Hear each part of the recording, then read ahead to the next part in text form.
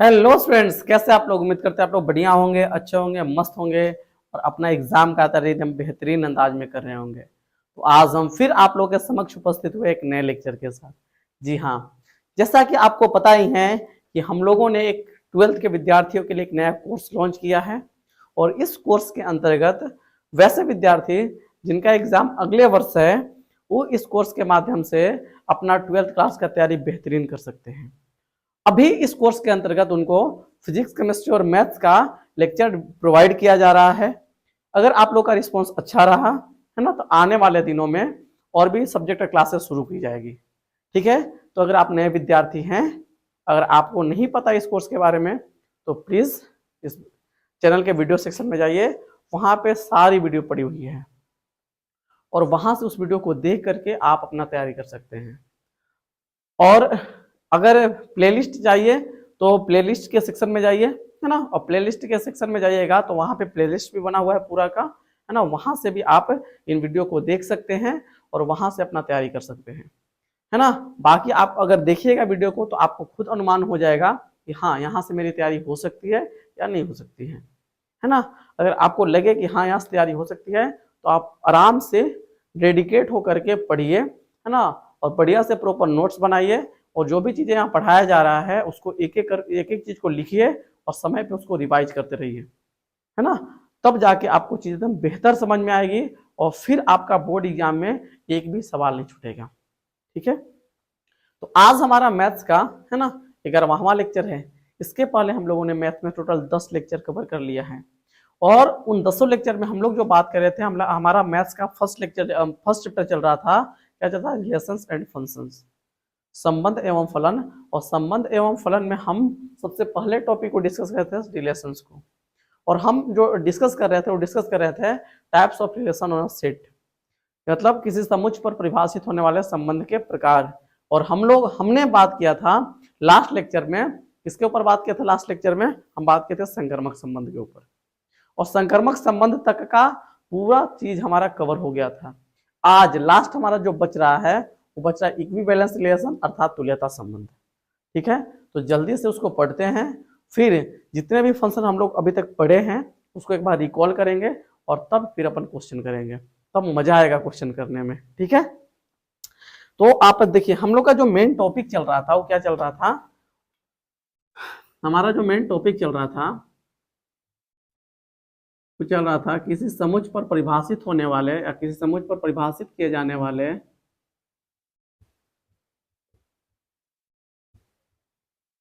किसी समुच्चय पर परिभाषित किए जाने वाले परिभाषित किए जाने वाले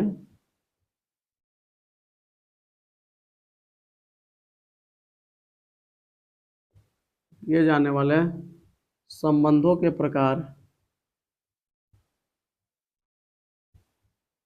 संबंधों के प्रकार। ठीक है, यही तो हम लोग पढ़ रहे थे, समुच्चय पर परिभाषित किए जाने वाले संबंधों के प्रकार। ठीक है, आराम से देखते चलिए।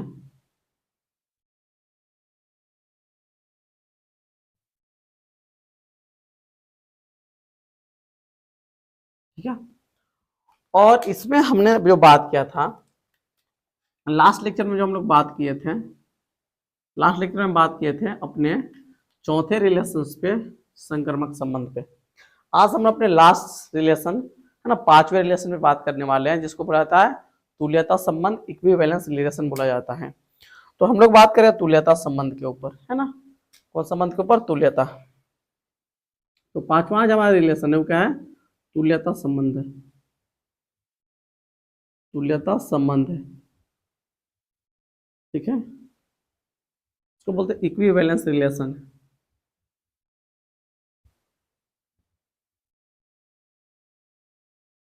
इक्विवेलेंस रिलेशन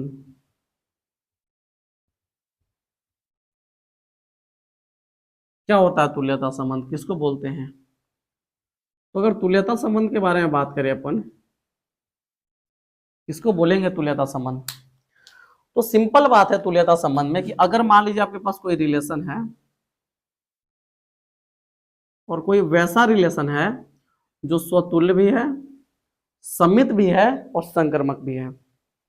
वैसा संबंध जो स्वतुल्य भी हो, समित भी हो और संक्रमक भी हो। और स्वतुल्य, समित, संक्रमक के बारे में हम ऑलरेडी बता चुके हैं। अगर आप नहीं देखे हैं तो जाकर के देखिए, क्या बेहतरीन तरीका से हमने बताया है सारी रिलेशंस को, ठीक है ना, पूरा डिटेल में बताए हैं। तो आप देखिए वहां जाके। तो तुल्यता संबंध बेसिकली होता क्या है, तो अगर मान लीजिए कोई संबंध है, कोई रिलेशंस है और समित भी है, संक्रमक भी है ना, समित भी है और संक्रमक भी है ना, और साथ साथ स्वतुल्य भी है, तो उस प्रकार के संबंध को क्या कहा जाएगा, तुल्यता संबंध। क्या बोलेंगे, वैसा संबंध। क्या बोलेंगे, वैसा संबंध किसी समुच्चय पर परिभाषित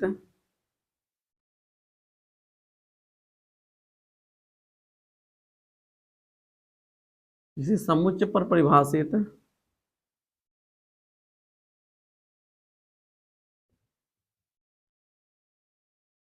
वैसा संबंध, वैसा संबंध जो स्वतुल्य, समित तथा संक्रमक, इस समुच्चय पर परिभाषित वैसा संबंध है ना, वैसा संबंध जो स्वतुल्य, समित तथा संक्रमक है ना, तीनों होता है।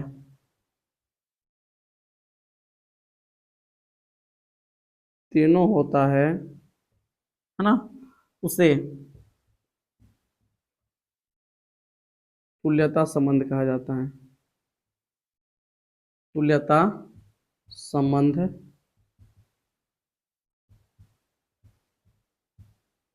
कहा जाता है। ठीक है, सिंपल बात है, ठीक है ना। किसी समुच्चय पर परिभाषित वैसा संबंध जो स्वतुल्य भी हो, समित भी हो और संक्रमक भी हो, तो वैसे संबंध को क्या कहेंगे, तुल्यता संबंध। क्लियर है। जैसे एग्जाम्पल के तौर पर अगर देखें, एग्जाम्पल के तौर पर अगर देखें, इसका उदाहरण क्या हो सकता है, आराम समझिएगा। इसका उदाहरण एक लेते हैं, सिंपल बात। उदाहरण, हमने उदाहरण क्या लिया, जैसे मान लीजिए हमने एक सेट लिया, सेट ए। हमने एक सेट ए लिया और सेट ए में मान लीजिए कुछ एलिमेंट है, जैसे क्या बोले 1 2 3 मान लेते हैं, 1 2 3 3 एलिमेंट है इसमें। और सेट ए भी पर एक संबंध परिभाषित किया हमने, हम दो संबंध परिभाषित करके आपको दिखा रहे हैं, आपको समझ में आएंगी चीजें। जैसे मान लीजिए हमने सेट ए से ए पर एक संबंध परिभाषित किया ना, ए से ए पर भी हम एक संबंध परिभाषित किए हैं R1 है ना, इसमें एलिमेंट है 1 2 3, ये भी सेट ए है तो इसमें भी एलिमेंट रहेगा 1 2 3, ए से ए पर ही परिभाषित हुआ है। और सेट ए से ए पर संबंध परिभाषित कैसे हुआ है जी, तो 1 रिलेटेड है 1 से, 2 भी रिलेटेड है 1 से, सॉरी 2 2 से, और 3 रिलेटेड है 3 से। एक रिलेशन स्टैंडर्ड डिफाइन किया गया है। और एक सेकंड रिलेशन जो डिफाइन किया गया है सेट ए से ए पर ही है ना, सेट ए से ए पर ही एक रिलेशन एक और डिफाइन किया गया है, आराम समझिएगा। इससे इस पर, ठीक है ना, इससे इस पर एक रिलेशन डिफाइन किया गया R1 सॉरी R2, ए से ए पर ही। ठीक है, कैसे डिफाइन किया गया समझिएगा। इसमें एलिमेंट है 1 2 3 और इसमें भी एलिमेंट रहेगा 1 2 3। 1 1 से रिलेटेड है, 2 2 से रिलेटेड है, 3 3 से रिलेटेड है, इतना तो है। इसके अलावा 1 2 से भी रिलेटेड है, 1 2 से रिलेटेड है और 2 1 से रिलेटेड है। ऐसा रिलेशन डिफाइन किया गया। तो आपको बताना है कि जो रिलेशन है, बताइए तुल्यता है कि नहीं है। तो तुल्यता होने के लिए क्या चाहिए, तुल्यता होने के लिए रिलेशन को स्वतुल्य भी होना चाहिए, समित भी होना चाहिए और संक्रमक भी होना चाहिए। ठीक है, समझते हैं। तो अगर ध्यान से अगर देखिएगा, अगर रिलेशन को अगर समित स्वतुल्य के बारे में बात करेंगे, अगर रिलेशन स्वतुल्य है कि नहीं है, सबसे पहले अगर स्वतुल्य के होने की बात किया जाए, किसका होने का, स्वतुल्य होने का, इस रिलेशन को स्वतुल्य होने का अगर सबसे पहले बात करें तो स्वतुल्य रिलेशन क्या बोलता है? स्वतुल्य संबंध बोलता है कि कोई सेट पर परिभाषित कोई संबंध स्वतुल्य कब होता है? जब उस सेट का प्रत्येक अवयव अपने आप से रिलेटेड हो। केवल अपने खाली अपने आप से होना चाहिए, दूसरा से रहेगा तब भी ठीक, ना रहेगा तब भी ठीक, लेकिन अपने आप से होना चाहिए। तो एक बात बताइए, सब एलिमेंट अपने आप से रिलेटेड है कि नहीं है? है। और जब सब एलिमेंट अपने आप से रिलेटेड है तो ये स्वतुल्य है कि नहीं है? है। तो जो संबंध दिया गया है ये क्या है? स्वतुल्य तो है। सम्मित है। सम्मित क्या होता है? सिमेट्रिसिटी की अगर बात करें, सम्मित का डिफिनेशन क्या बोलता है कि अगर ए कोमा बी रिलेशन में है तो बी कोमा ए को भी होना चाहिए। हम बताए हैं है ना कि अगर ए बी से रिलेटेड है तो बी को ए से होना चाहिए।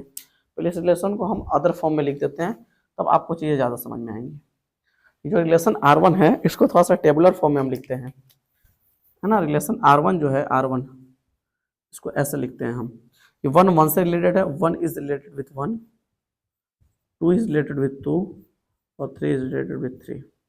हाँ, आप सही लग रहा है। अब इसके बारे में बात करें तो देखिए यहाँ पे क्या है, ये रिलेशन स्वतुल्य तो है। ये क्या है? ये स्वतुल्य तो है, स्वतुल्य संबंध है। बताइए, एक स्वतुल्य है, उसके बाद सम्मित, सम्मित संबंध, उसके बाद संक्रमक। ये तीनों होना चाहिए ना, संक्रमक संबंध। ये तीनों को जांचेंगे ना भाई, अगर ये तीनों हुआ तब ना बाल बोलेंगे कि तुल्यता है कि नहीं है। चेक करते हैं। स्वतुल्य का डिफिनेशन क्या है? स्वतुल्य का डिफिनेशन, स्वतुल्य का मतलब क्या है? सिंपल, खाली यहाँ पे हम लिख देते हैं। स्वतुल्य का मतलब है A comma A belongs to relation होना चाहिए फॉर ऑल, है ना। फॉर ऑल क्या? A belongs to set A. इतना बात सिर्फ बोलता है कि सेट ए का सभी एलिमेंट अपने आप से रिलेटेड होना चाहिए। अगर कोई सेट पर कोई रिलेशन डिफाइन कर रहा है और उसका प्रत्येक अवयव अपने आप से रिलेटेड है तो स्वतुल्य होगा। इसका प्रत्येक अवयव खुद से रिलेटेड है कि नहीं है? तो स्वतुल्य तो है, तो स्वतुल्य है जी, स्वतुल्य में कोई दिक्कत नहीं है। सम्मित, सम्मित क्या बोलता है? सम्मित का डिफिनेशन ये बोलता है कि अगर ए कोमा बी रिलेशन में है ना, तो बी कोमा ए को भी क्या होना चाहिए? बी कोमा ए को भी रिलेशन में होना चाहिए। बोलो, तो ए कोमा बी रिलेशन में है, 1 कोमा 1 है तो इसको फ्लिप करेंगे तो 1 कोमा 1 बनेगा, रिलेशन में है। 2 कोमा 2 में इसको फ्लिप करेंगे तो 2 कोमा 2 रहेगा, ये भी रिलेशन में है। 3 कोमा 3 रहेगा तो इसको फ्लिप करेंगे तो 3 कोमा 3 रिलेशन में है। तो इस क्या है? संक्रमक, सम्मित भी है, सम्मित भी है, रिलेशन को फॉलो कर रहा है। संक्रमक का कंडीशन है, संक्रमक का है कि यदि, संक्रमक का कंडीशन क्या है? संक्रमक का कंडीशन है कि यदि A comma B belongs to relation and और B comma C belongs to relation, अगर ये दोनों है, यदि ए बी से रिलेटेड है और बी सी से है, अगर ए बी से और बी सी से है तो फिर क्या होना चाहिए? तो फिर ए सी से रिलेटेड होना चाहिए, ई कंफर्म होना चाहिए। फिर एक बात बताइए, तो खाली ए और बी रहे थे, खाली ए बी से रहे, बी सी से रहे ना करे तो फिर एक कोई जरूरत नहीं है ना चीजें। लेकिन अगर ये दोनों है तब इसको एकदम होना ही चाहिए। यहाँ पे देखते हैं, ए कोमा बी है लेकिन बी कोमा सी तो है ही नहीं है, ए कोमा बी है बी कोमा सी है ही नहीं है, तो इसका कोई आवश्यकता नहीं। ए कोमा बी है तो बी कोमा सी है ही नहीं है, तो इसका कोई आवश्यकता नहीं है। तो बताइए रिलेशन संक्रमक है कि नहीं है? हाँ है जी। अगर ये दोनों होगा, ये दोनों एक साथ होगा तब नहीं होना चाहिए, खाली एक आएगा दूसरा नहीं आएगा तो फिर तीसरा की क्या जरूरत है? फिर मेरा सेटिंग आपसे है और आपका किसी और से, तब ना मेरा उससे होना चाहिए। मेरा सिर्फ आपसे सेटिंग रहे, आपका किसी और से रहबे नहीं करे तो फिर तीसरा की क्या आवश्यकता है ना। वही है ये संक्रमक। तो बताइए संक्रमक है कि नहीं है? तो ये जो रिलेशन दिया गया है ये स्वतुल्य भी है, सम्मित भी है और संक्रमक भी है। और अगर ये स्वतुल्य, सम्मित, संक्रमक तीनों है तो ये जो रिलेशन है, ये जो रिलेशन है, ये जो रिलेशन ये है, क्या है? यह एक कौन संबंध है? तुल्यता। यह एक तुल्यता संबंध है। सही है, कोई दिक्कत नहीं। इसमें आते हैं, इसमें चेक करते हैं, इसमें चेक करते हैं।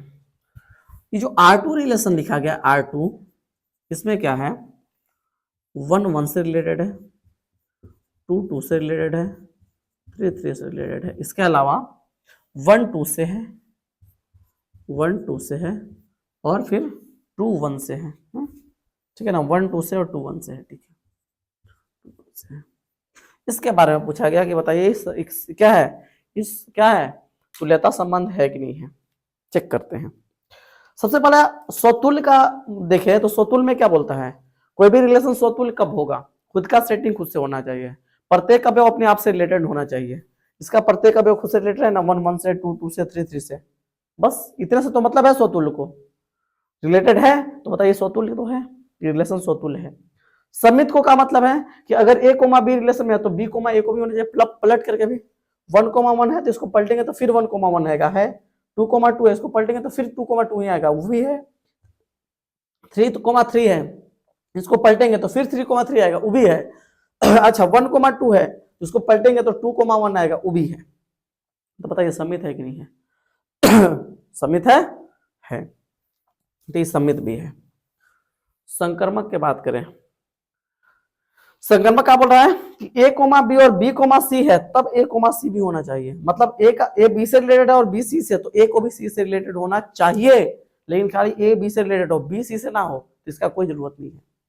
ठीक है, देखते हैं, ए कोमा बी है, ए कोमा बी, आराम समझिएगा, आराम समझिएगा, ए कोमा बी है, बी कोमा सी कौन दिख रहा है, बताइए बताइए, 1 कोमा 1 है, इसको ए माने इसको बी माने, तो ए कोमा बी है तो बी कोमा सी दिख रहा है, यहाँ पे देखिए बी कोमा सी दिख रहा है ना, ए कोमा बी तो बी बी 1 है ना, बी के जगह यहाँ पे देखिए 1 2, तो 1 2 से है ना, 1 1 से 1 2 से, तो फिर 1 को भी 2 से होना चाहिए, तो यहाँ पे तो ही है, खुद है ना, तो फिर है। आगे बढ़िए, आगे अगर देखिएगा 2 2 से, अगर देखिएगा 2 2 से ए कोमा बी है, ए कोमा बी है, बी कोमा सी है, बी कोमा सी है, देखिए 2 2 2 2 से है ना, तो 2 1 से भी है, ए कोमा बी है तो बी कोमा सी है, तो फिर 1 को भी सी से, सॉरी 2 को भी 1 से होना चाहिए, ये खुद है। अरे भाई आप लोग देखिए, इसको माने ए है, ये बी है, तो वो ए कोमा बी है और ये बी कोमा सी हो गया, है ना, क्योंकि यहाँ बी है, बी के जगह 2 है तो ये बी है तो सी है, ए बी से रिलेटेड है, बी सी से है, तो फिर ए को भी सी से होना चाहिए, मतलब 2 कोमा 1 होना चाहिए, ये खुद है। अरे खुद तो है ही है भाई, तो बताइए क्या है संक्रमक। आगे थोड़ा सा बढ़ते हैं, अभी और चेक करते हैं, 3 3 से है, 3 3 से है ना, ए कोमा बी है लेकिन बी कोमा सी है या नहीं है, तो आगे ए कोमा सी ढूंढवे नहीं करेंगे, अगर ये दोनों रहेगा तब नहीं आएगा यार, खाली यहाँ पे देखिए ए कोमा बी है, बी कोमा सी तो है नहीं, फिर आगे बढ़ते हैं। अब यहाँ देखिए, यहाँ पे देखिए ए कोमा बी है, ए कोमा बी है, देखिए ए कोमा बी है और यहाँ बी कोमा सी है, ए बी से बी सी से, तो फिर ए को भी सी से होना चाहिए, मतलब 1 1 से होना चाहिए, देखिए यहाँ पे है 1 1 से रिलेटेड। बताइए सब कंडीशन को फॉलो कर रहा है नहीं कर रहा है, कर रहा है, तो ये संक्रमक भी है, और संक्रमक होने का मतलब कि अतः यह एक कैसा है, चूंकि R2 स्वतुल्य है ना, समित तथा संक्रमक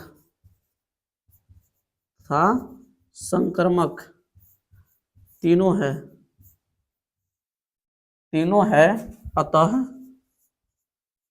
अतः यह एक तुल्यता संबंध है, यह एक तुल्यता संबंध है,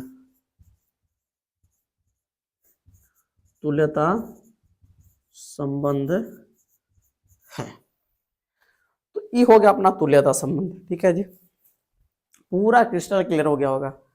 ठीक है ना, तो हम लोग का जो है ना, जो थ्योरी है रिलेशंस का, समाप्त हो गया। अब जल्दी से, अब जितना भी हम रिलेशंस पढ़ाए थे उसको एक बार जल्दी से रिकॉल करते हैं, है ना, पूरा एकदम बढ़िया से रिकॉल करते हैं जल्दी से, और फिर अपन क्वेश्चन पे आएंगे। ठीक है, तो जल्दी से उसको रिकॉल कर देते हैं, है ना, तो क्या करिएगा, जल्दी से हम रिकॉल कर लेते हैं सबको बढ़िया बढ़िया से। Let's recall all type of relation, let's recall, है ना, all types of relation. all types of relation on a set, all types of relation on a set, पूरा में लिख देते हैं एक बार, ठीक है जी। करते हैं रिकॉल, आराम समझिएगा। सबसे पहला क्या था, सबसे पहले जो हम पढ़े होंगे, सबसे पहला रिलेशन मेरा क्या था, सबसे पहला था, याद करिए ना, किसी समुच्चय पर परिभाषा, सबसे पहला जो था वो क्या था, वो था तत्समक संबंध, तत्समक संबंध।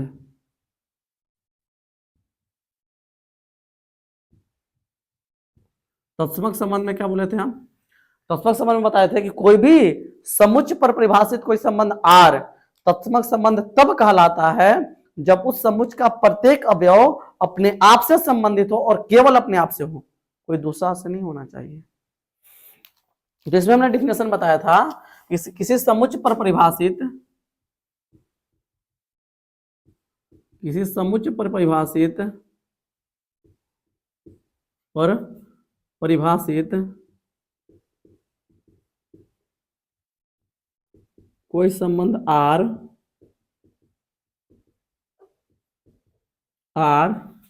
है ना, तत्समक संबंध, तत्समक संबंध कहलाता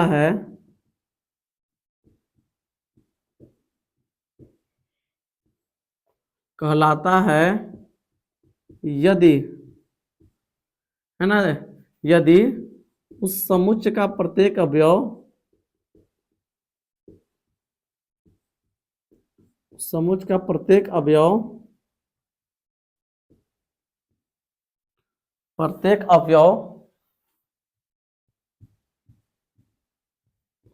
अपने आप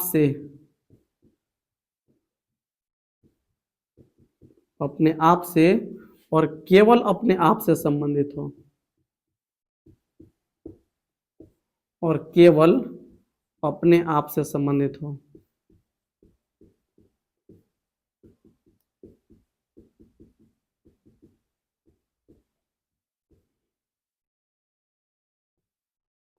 खुद से केवल होना चाहिए, कोई दूसरा से नहीं होना चाहिए रिलेशन, केवल अपने से रिलेटेड होना चाहिए, तब उसको क्या बोलेंगे, तत्समक संबंध। ठीक है जी, इसके बारे में हम बताए भी थे, बढ़िया से बताए हैं, ठीक है ना। ये कौन, तत्समक, ठीक। इसका ठीक है ना, एग्जाम्पल अगर देख लीजिए, एग्जाम्पल अगर दिखाना चाहे थोड़ा सा हम, तो एग्जाम्पल भी देख लीजिए, हालांकि जगह थोड़ा सा कम है लेकिन फिर भी जरूरी है एग्जाम्पल। इसका एग्जाम्पल देख लीजिए, इसका उदाहरण अगर देखें, उदाहरण देखिए, तो मान लीजिए मेरे पास एक सेट ए है ना, ए है, और ए से ए पर एक रिलेशन डिफाइन किया गया है आर, इसमें एलिमेंट है 1 2 3 और इसमें भी एलिमेंट है 1 2 3। तो आखिर में जो ए है, इस तत्समक संबंध कब कहलाएगा, जब इस सेट ए का प्रत्येक अवयव अपने आप से और केवल अपने आप से होना चाहिए, दूसरा से तो भूल के भी नहीं होना चाहिए। देखिए यहाँ पे बोला है केवल अपने आप से, और केवल अपने आप से होना चाहिए, दूसरा से तो होना ही नहीं चाहिए बिल्कुल। तो केवल अपने आप से रहेगा तो 1 1 से, 2 2 से और 3 3 से, अपने आप से, केवल अपने आप से हो गया। तो जो आर रिलेशन आया, आर जो रिलेशन आया, 1 1 से रिलेटेड है, 2 2 से रिलेटेड है और 3 3 से रिलेटेड है। तो यह एक ऐसा संबंध है तत्समक, अपने आप से रिलेटेड है और केवल अपने आप से रिलेटेड है, ठीक है। तो ये था तत्समक संबंध, ठीक है। दूसरा जो हम पढ़ाए थे, याद करिए आप लोग, दूसरा संबंध हमने पढ़ाया था, दूसरा पढ़ाए थे हम स्वतुल्य संबंध। क्या पढ़ाए थे, स्वतुल्य, स्वतुल्य संबंध। और स्वतुल्य संबंध में हमने बताया था कि किसी समुच्चय पर परिभाषित कोई संबंध जो होगा ना, वो स्वतुल्य संबंध कब कहलाता है, जब क्या, जब किसी समुच्चय का प्रत्येक अवयव अपने आप से रिलेटेड हो, केवल अपने आप से नहीं बोलता है, अपने आप से रिलेटेड हो, बाकी कोई दूसरा से रहे तब भी ठीक, ना रहे तब भी ठीक, लेकिन अपने आप से होना चाहिए, है ना। तो इसमें क्या हमने बताया था कि किसी समुच्चय पर परिभाषित,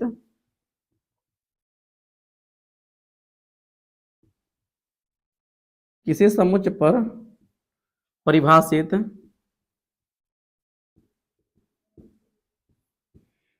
कोई संबंध ना, कोई संबंध आर स्वतुल्य संबंध कहलाता है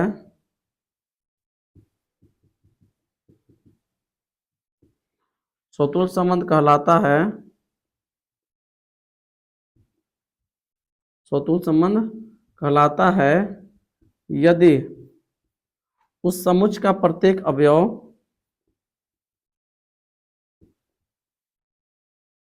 उस समुच्चय का प्रत्येक अवयव अपने आप से संबंधित हो, अपने आप से संबंधित हो। यहाँ पे केवल अपने आप से शब्द नहीं उपयोग किया गया, खाली बोला कि अपने आप से संबंधित होना चाहिए, अपने आप से रिलेटेड होना चाहिए। ठीक है, जैसे एग्जाम्पल के तौर पर अगर बात करें, उदाहरण के तौर पर इसमें बात करें, उदाहरण क्या है इसका, उदाहरण अगर देखें तो मान लेते हैं सेट ए ही है, इसी पे एक रिलेशन डिफाइन किया गया इधर से इधर आर है ना, 1 2 3 1 2 3। तो इसमें क्या है ना, तुल्यता संबंध क्या बोलता है, स्वतुल्य संबंध क्या बोलता है कि 1 1 से रिलेटेड, 2 2 से रिलेटेड और 3 से रिलेटेड है। इतना होना ही चाहिए, मतलब अपने आप से रिलेटेड होना चाहिए। इसके बाद अगर 1 2 से भी रिलेटेड हो गया ना तो कोई समस्या नहीं है। अपने आप देखिए, यहाँ पे केवल अपने आप नहीं बोला, अपने आप से रिलेटेड होना चाहिए। बाकी कोई दूसरा से रहेगा तब भी ठीक, ना रहेगा तब भी ठीक। कहने का मतलब है ये जो आर रिलेशन है ना, आर रिलेशन ये स्वतुल्य कब होगा, जब इसके अंदर 1 1 2 2 और 3 3। मतलब कहने का मतलब क्या है कि 1 1 से रिलेटेड हो, 2 2 से, 3 3 से, मतलब अपने आप से रिलेटेड हो। बाकी इसके अलावा अगर इधर कोई दूसरा मतलब इधर कोई दूसरा एलिमेंट आएगा भी तब भी रिलेशन क्या रहेगा, स्वतुल्य ही रहेगा। क्योंकि यहाँ पे केवल अपने आप से शब्द नहीं यूज किया गया है, यहाँ पे केवल बोला है कि अपने आप से रिलेटेड होना चाहिए। बाकी कोई दूसरा से रहे तब भी ठीक और ना रहे तब भी ठीक, वो रिलेशन स्वतुल्य होगा ही होगा, तो स्वतुल्य होगा। इतना सिर्फ होना चाहिए। इसके बाद अगर कोई दूसरा एलिमेंट आ भी गया तब भी ठीक और नहीं आया तब भी ठीक, कोई दिक्कत नहीं है। ठीक है, तो ये था स्वतुल्य के बारे में। ठीक, उसके बाद सम्मित में हमने क्या बताया था, तीसरा सम्मित क्या बताया थे, सम्मित संबंध।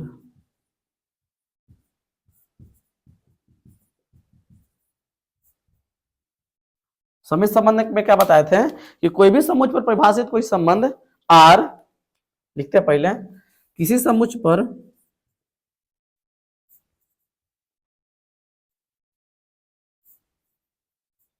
पर परिभाषित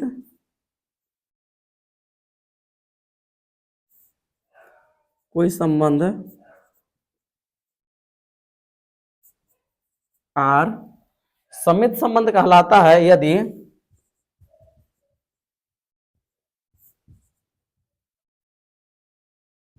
सम्मित संबंध कहलाता है यदि A comma B belongs to relation, है ना, परिभाषित कोई संबंध इस समुच्चय ए पर मान लीजिए, कोई समुच्चय किस पर, ए पर मान लीजिए, किसी समुच्चय ए पर परिभाषित कोई संबंध, हम यहाँ पे समुच्चय भी डिसाइड कर देते हैं, समुच्चय ए पर, है ना, परिभाषित कोई संबंध आर सम्मित संबंध कहलाता है यदि A comma B belongs to relation, तो B comma A belongs to relation होना चाहिए, होना चाहिए, ये एकदम कंफर्म होना चाहिए।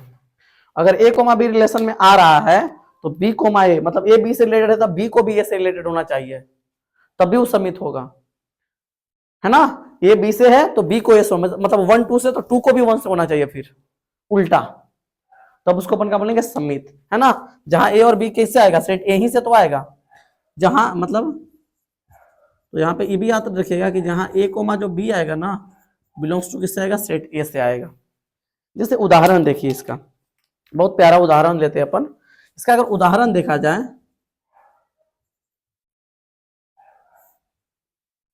इसका उदाहरण देखिए, इसका अगर उदाहरण देखें तो जैसे मान लीजिए सेट ए है, सेट ए है, ये ए और ई है ए, और इसमें इस पर एक रिलेशन डिफाइन किया गया आर, इसमें एलिमेंट है 1 2 3 और इसमें भी एलिमेंट कितना है 1 2 3। अब क्या होगा, इसका का नाम क्या है, समित संबंध का नाम है कि अगर 1 2 से रिलेटेड हो तो फिर 2 को भी 1 से रिलेटेड होना चाहिए, उल्टा होना चाहिए, तभी समित रहेगा, है ना।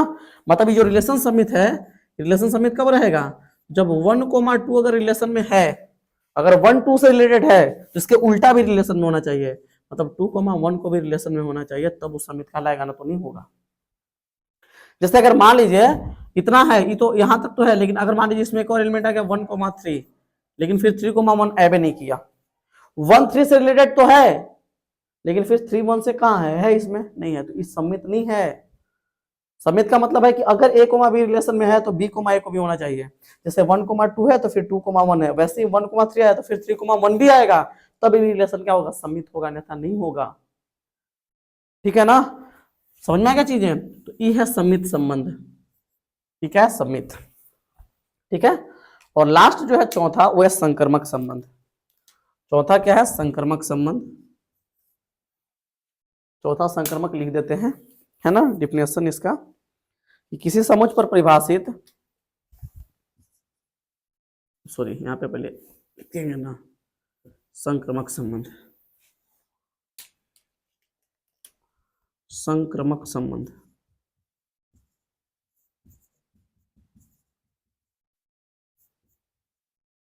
है ना। इस समुच्चय पर परिभाषित कोई संबंध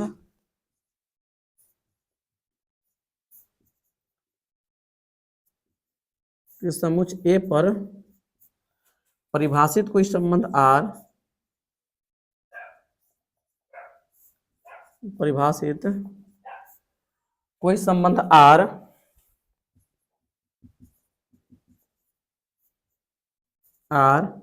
संक्रमक संबंध कहलाता है,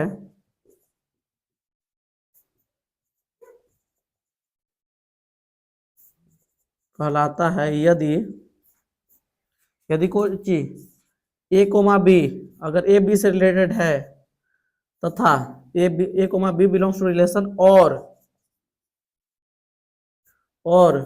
B C belongs to relation, है ना। अगर ए बी से रिलेटेड है और बी सी से रिलेटेड है तो ए को भी सी से रिलेटेड होना चाहिए, ये है इसका मतलब। कोई भी समुच्चय पर परिभाषित कोई संबंध जो है ना, कोई संबंध क्या होगा, उस संक्रमक कब कहलाएगा, जब ई रिलेशन में है ए बी, ए बी से रिलेटेड है और बी सी से है, तब फिर ए को भी सी से होना चाहिए। लेकिन खाली एक ए बी से रिलेटेड है, बी सी से है या नहीं है, तो फिर इसका कोई जरूरत नहीं है।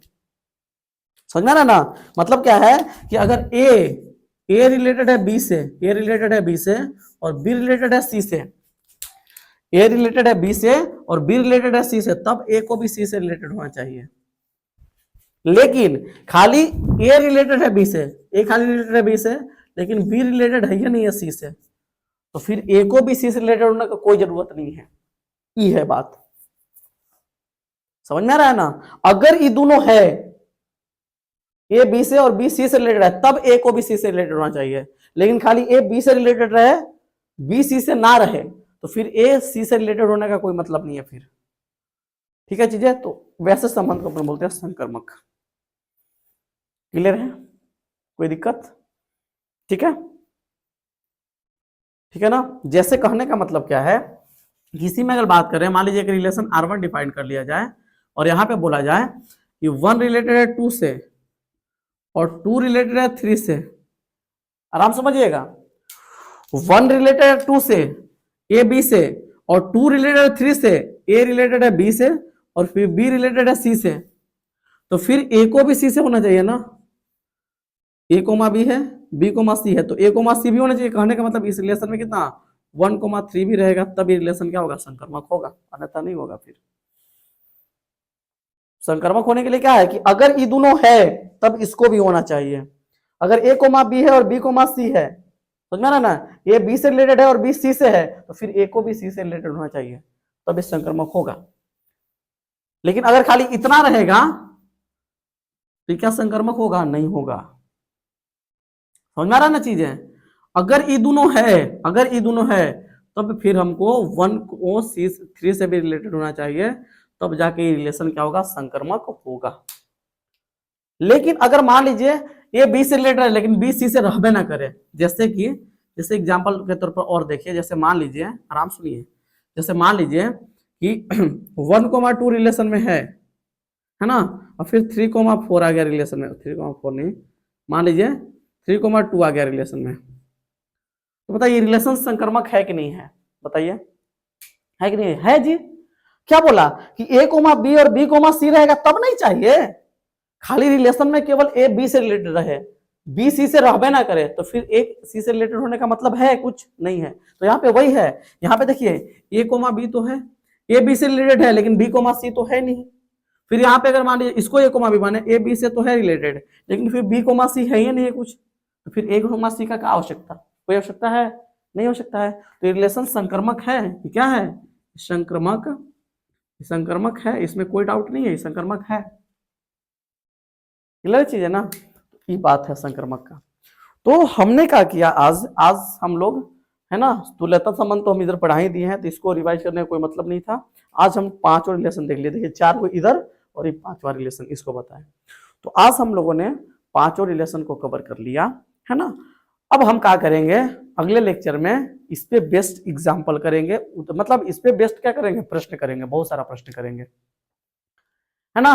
और प्रश्न में देखेंगे कि प्रश्न किस तरीका से पूछा जाता है इस पे। ठीक है, तो आज के लिए इतना ही। बाकी आप लोग कमेंट बॉक्स में जरूर बताइएगा कि आपको लेक्चर कैसा लगा, चीजें आपको समझ में आई या नहीं आई, जैसा भी लगा हो प्लीज बताइएगा। फिर मिलेंगे आपसे अगले लेक्चर में। आज के लिए इतना ही, गुड बाय, जय Hind, best of luck, thank you.